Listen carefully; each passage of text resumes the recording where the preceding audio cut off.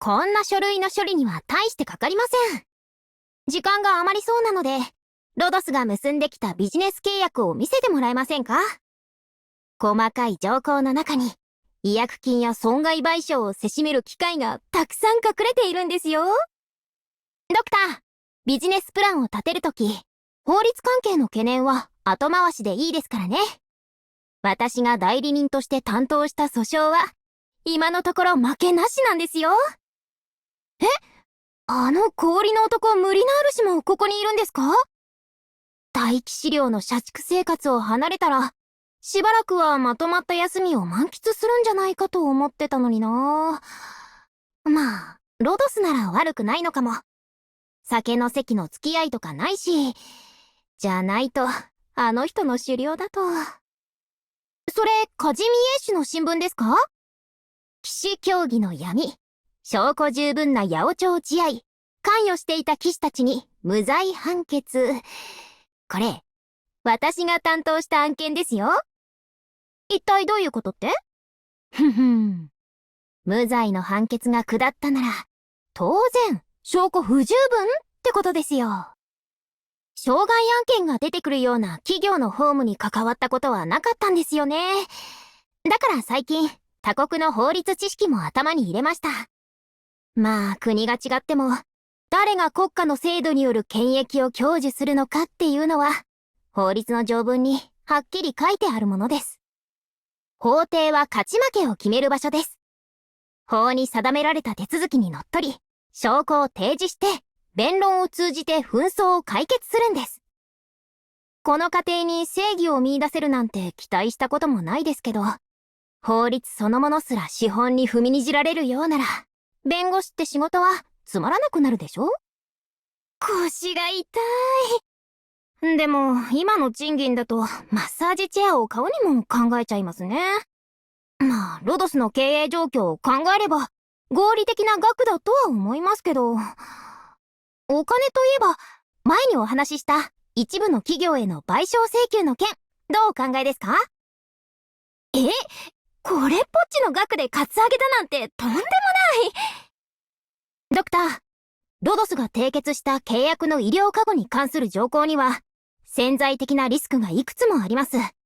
記載されている偶発的な事態には、各国の法律に照らし合わせても、医療従事者側が責任を負う必要のないケースが多く、変更したくないんですか？わかりました。もう少し考えてみます。今になってようやくわかってきました。どのような紛争にも、公正な判決を下せる法律の存在を望むことは、純粋ゆえの高等無形な願いというよりも、ある種の怠惰でしょう。法は永遠に完璧足り得ません。抜け道は常にあるものです。その穴を埋めるためには、人の心が必要です。机で突っ伏して寝る癖は、私とそっくりだな。このままだとドクターの背骨も心配だよ。はじめまして。この度新たに記者の法務を担当することになりました。デイシュットと申します。コードネームが必要でしたら、プロバイゾとお呼びください。一応お伝えしておきますが、コードネームで従業員の身分を曖昧にするというやり方は、私には通じませんよ。私に任せてくれるなら、賠償責任は全部向こうに押し付けてみせますよ。昇進ですか？では、新しい契約を確認しますね。賃金は上がってますね。問題なし。ありがとうございます。こんな重要資料へのアクセス権をいただけるなんて、もうただの法務担当ではなくなったんですよね。その信頼に感謝します、ドクター。願わくば、ロドスで法律を通して今までできなかったことを成し遂げられたらいいな。喜んでお力になりますよ。でも業務を開始する前に、契約書の報酬に関する規定をもっと明確にしていただけますか？皆さん、振り分けられた仕事はきちんとこなしてくださいね。相手に付け入る隙を与えちゃダメですよ。審理開始。相手方の資料はすべて揃っています。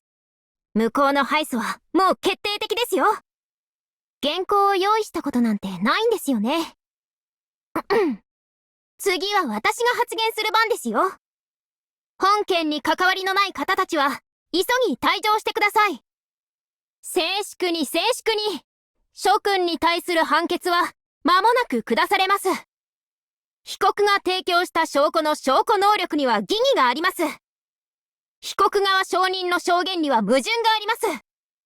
愚かしい発言は、敗訴の確率を高めるだけです。沈黙を保つことをお勧めします。以上により、有罪。驚くことはないですよ。制度の使い方を理解していれば、この結果に至るのは当然ですからね。ドクター、お望みの成果は達成しましたよ。次は契約通り、弁護士費用を支払っていただきますね。